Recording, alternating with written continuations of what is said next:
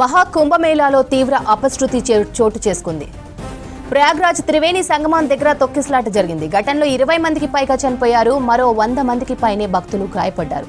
మౌని అమావాస్య సందర్భంగా పుణ్య స్నానాలు ఆచరించేందుకు నిన్న రాత్రి నుంచే త్రివేణి సంగమం దగ్గరికి భారీ సంఖ్యలో భక్తులు తరలివచ్చారు. భక్తుల తాకిడికి అక్కడ ఏర్పాటు చేసిన బార్కేడ్లు విరిగిపోయాయి. దీంతో తొక్కిసలాట జరిగింది. ప్రయాగ్రాజ్ సెక్టార్ 2 దగ్గర రాత్రి 2 గంటల ప్రాంతంలో ఈ తొక్కిసలాట చోటు చేసుకుంది. ఘటనలో మృతుల సంఖ్య మరింత పెరిగే అవకాశం ఉంది. బాధితులను వెంటనే అంబులెన్స్లో సమీప ఆసుపత్రులకు తరలించారు.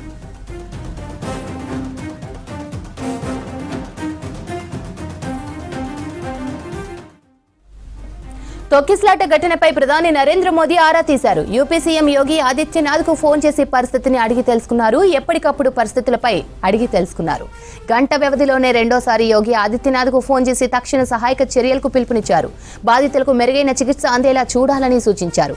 కేంద్ర హోంమంత్రి అమిత్ షా సైతం యోగి ఆదిత్యనాథ్కు కాల్ చేసి పరిస్థితిని తెలుసుకున్నారు. కేంద్రం తరపున అవసరమైన సాయం అందిస్తామని హామీ ఇచ్చారు.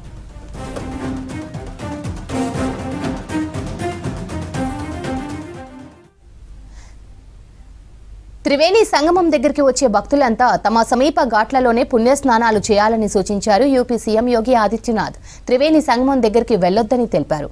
భక్తులంతా సూచించిన మార్గాల్లోనే వెళ్లాలని చెప్పారు. ఎలాంటి పుకార్లు నమ్మొద్దని చెప్పారు యోగి.